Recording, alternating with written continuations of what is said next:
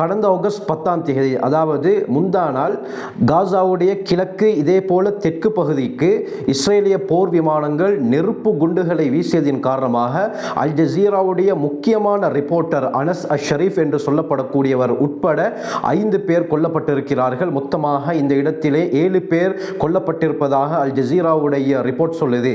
இந்த அனஸ் ஷரீஃபை எடுத்துக்கொண்டால் மிக முக்கியமான ஒரு ஊடகவியலாளர். இவருடைய மரணத்தை குறித்து காசா மக்கள் என்ன கூறுகிறார்கள் என்றால், எங்களுடைய வாய்ஸ் சென்று விட்டதே என்று அவர்கள் கவலைப்பட்டு அழுகிறார்கள். அதற்கு என்ன காரணம், அதையும் நாங்கள் தெளிவாக பார்ப்போம். இதே போல காசாவை கைப்பற்றுவதற்காக வேண்டி எடுத்திருக்கக்கூடிய இஸ்ரேலுடைய இந்த கொடூர திட்டத்தை எதிர்த்து இஸ்ரேலிலே மிகப்பெரிய போராட்டங்கள் நடந்து கொண்டிருக்கின்றன. குறிப்பாக இஸ்ரேலிய யூதர்கள் என்ன கூறுகிறார்கள் என்றால், நாங்கள் தோராவை பின்பற்றக்கூடியவர்கள், இப்படியாப்பட்ட அடக்குமுறையை தோரா ஒருபோதும் சொல்லவில்லை, எனவே நாங்கள் பாலஸ்தீனியர்களுடன் இருக்கிறோம் என்று அந்த யூதர்கள் கூறுகிறார்கள். இதை பற்றியும் நாங்கள் தெளிவாக இந்த பதிவிலே பார்ப்போம்.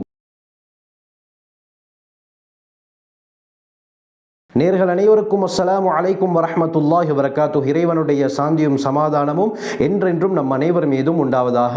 காசாவுடைய பல செய்திகளை நாங்கள் தொடர்ந்து பார்த்து கொண்டு வருகிறோம். அந்த பதிவுகளை நீங்கள் பார்க்கணும் என்று விரும்பினால் அதனுடைய ஃபுல் பிளேலிஸ்ட்டை கீழே டிஸ்கிரிப்ஷன் புக்ஸை தருகிறேன், செக் பண்ணி பார்த்து கொள்ளுங்கள். கடந்த பதிவுகளில் இஸ்ரேல் காசாவை முழுமையாக கைப்பற்றக்கூடிய திட்டத்தை எடுத்திருப்பதாகவும் இதற்கு இஸ்ரேலுடைய பாதுகாப்பு அமைச்சரவையும் அங்கீகாரம் வழங்கியிருப்பதாகவும் நாங்கள் கூறி இருந்தோம். அந்த அடிப்படையில் 10ஆம் தேதி, அதாவது முந்தைய நாள், மிகப்பெரிய தாக்குதலை காசாவுடைய கிழக்கு இதே போல தெற்கு பகுதியில் இஸ்ரேலுடைய போர் விமானங்கள் நிகழ்த்தியிருந்தன. நெருப்பு குண்டுகளை அந்த பகுதியிலே போட்டிருக்கின்றன.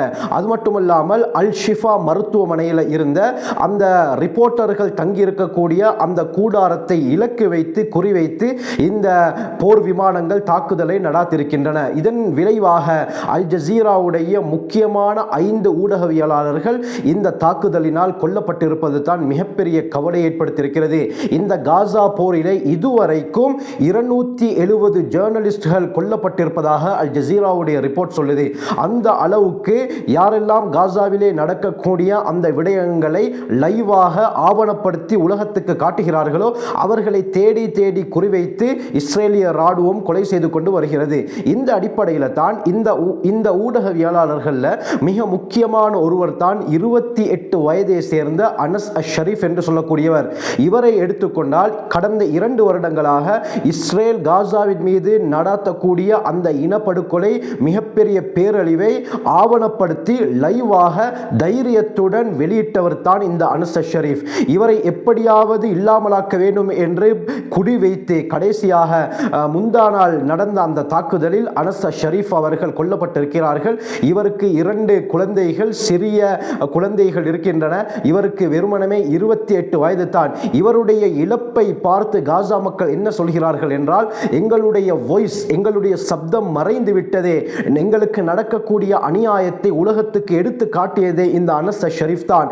இவரும் தற்பொழுது இல்லாமலாகிவிட்டாரே, எங்களுடைய வாய்ஸ் இல்லாமலாகிவிட்டது என்று அவர்கள் கவலைப்பட்டு கொண்டிருக்கிறார்கள். அருமையானவர்களே, இந்த அனஸ் ஷரீஃப் உட்பட முக்கியமான இன்னும் 4 ஊடகவியலாளர்கள், மொத்தமாக 7 பேர் இந்த தாக்குதலிலே கொல்லப்பட்டதாக சொல்லப்படுகிறது. அந்த 5 பேர் யார் என்று பார்த்தால், முதலாவது அனஸ் ஷரீஃப், இவர் அல் ஜசீராவுடைய முக்கியமான ஒரு நிருபர். இதே போல முஹம்மது கிரிகே, இவரும் அல் ஜசீராவுடைய முக்கியமான ஒரு நிருபர். இவரும் இந்த தாக்குதலிலே கொல்லப்பட்டிருக்கிறார். அதற்கு பிறகு இப்ராஹிம் ஜாஹித், இதே போல முக்மின் அலிவா, இவர்கள் இருவரும் கேமராமேன்களாக இருந்தவர்கள். இந்த இருவரும் கொல்லப்பட்டிருக்கிறார்கள்.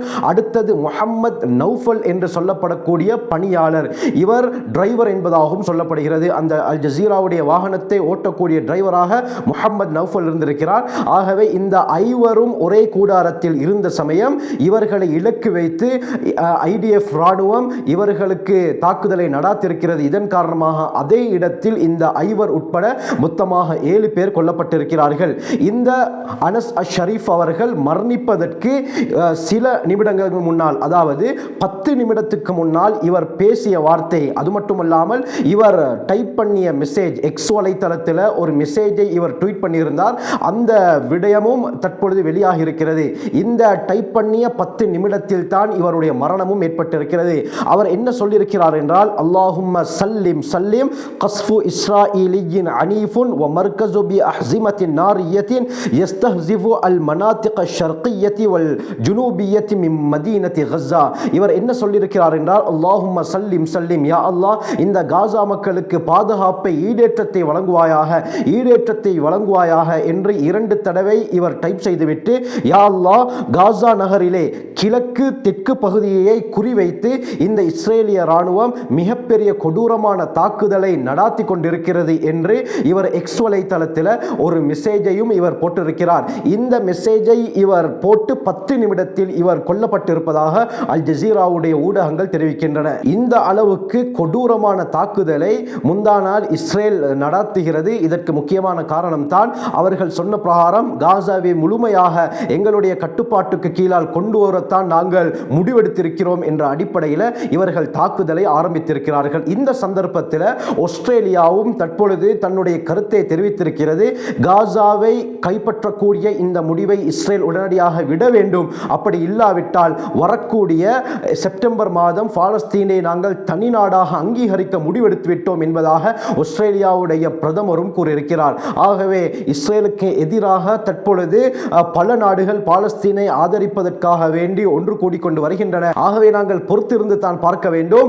இன்ஷா அல்லாஹ் வரக்கூடிய மாதத்தில் ஐநா சபையுடைய அந்த கூட்டத்தில் பாலஸ்தீனம் முழுமையாக ஒரு தனி நாடாக அங்கீகரிக்கப்படுமா என்று நாங்கள் ஆதரவு வைப்போம் அருமையானவர்களே. ஏனென்று சொன்னால் அது தனி நாடாக அங்கீகரிக்கப்பட்டு விட்டால் சர்வதேச ரீதியான எல்லா விடயங்களும் அந்த நாட்டுக்கு வந்துவிடும். அப்படி இருக்க இஸ்ரேலால் எந்த தாக்குதலையும் இனிமேல் நடத்த முடியாமல் போகும். இஸ்ரேல் காசாவை முழுமையாக கைப்பற்றக்கூடிய அந்த முடிவுக்கு இஸ்ரேலுடைய தலைநகர் டெல் அவீவில் மிகப்பெரிய எதிர்ப்பலைகள் போராட்டங்கள் நடந்து கொண்டிருக்கின்றன. குறிப்பாக யூத மதகுருமார்களும் பலஸ்தீனுக்கு தங்களுடைய ஆதரவை தெரிவித்திருக்கிறார்கள்.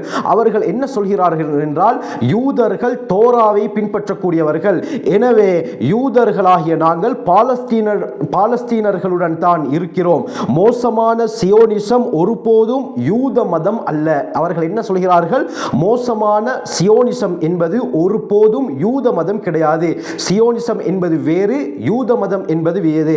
சியோனிச ஆட்சி ஒருபோதும் யூத மக்களின் பிரதிநிதியாக இருக்க முடியாது. இதை யார் கூறுகிறார்கள்? அந்த யூத மதகுருமார்கள் இஸ்ரேலிலே தற்பொழுது கூறுகிறார்கள். இஸ்ரேல் ஸ்தாபிக்கப்படுவதற்கு முன்பு யூத சமூகம் புனித பூமியில் முஸ்லிம்கள் மற்றும் கிறிஸ்தவர்களுடன் அண்டை வீட்டாராக அமைதியாகத்தான் வாழ்ந்தது என்று இவர்கள் கூறுகிறார்கள். அந்த அழகான நாட்கள் மீண்டும் வர நாங்கள் ஒவ்வொரு நாளும் பிரார்த்தனை செய்கிறோம். பாலஸ்தீன மக்களுடன் நாங்கள் நிற்கிறோம். இஸ்ரேல் தோரா யூதர்களை பிரதிநிதிப்படுத்துவதும் இல்லை, இஸ்ரேல் யூதர்களின் அரசும் கிடையாது. என்ன கூறுகிறார்கள்? இஸ்ரேல் தோரா யூதர்களை பிரதிநிதித்துவப்படுத்துவதும் கிடையாது. இந்த இஸ்ரேல் யூதர்களின் அரசும் கிடையாது. இது சியோனிசத்துடைய அரசு. இவ்வளவு அப்பாவி உயிர்களை இழந்ததில் எங்கள் இதயங்கள் நொறுங்கிவிட்டன. இவை அனைத்தும் யூத மக்களின் பெயரால் எவ்வாறு மேற்கொள்ளப்படுகின்றன என்பது நம்மை மிகவும் வேதனைப்படுத்துகிறது. நாங்கள் அமைதியை விரும்புகிறோம், நாங்கள் நல்லிணக்கத்துடன் வாழ விரும்புகிறோம் என்பதாக அந்த இஸ்ரேலில் இருக்கக்கூடிய யூத குருமார்கள் தற்பொழுது போராட்டத்தில் ஈடுபட்டு இப்படியாப்பட்ட கருத்துக்களை தெரிவித்துக் கொண்டிருக்கிறார்கள். எனவே பெஞ்சமின் நெத்தன்யாகுவுடைய இந்த அரசாங்கத்துக்கு எதிராக அந்த நாட்டு மக்களை குரல் கொடுக்க ஆரம்பித்து விட்டார்கள். இதிலிருந்தே விளங்குகிறது யூத மதம் என்பது வேறு, தற்பொழுது இஸ்ரேலை ஆக்கிரமித்துக் கொண்டிருக்கக்கூடிய இந்த ஜியோனிஸ்ட் என்பது வேறு. எனவே இப்படியாப்பட்ட விடயங்களை உடனுக்குடன் நீங்கள் அறிந்து கொள்ள வேண்டுமா? எங்களை சேனலை சப்ஸ்கிரைப் செய்யுங்க, மற்றவங்களுக்கும் ஷேர் செய்யுங்க, அதிக பயனுள்ளதாக இருக்கும்.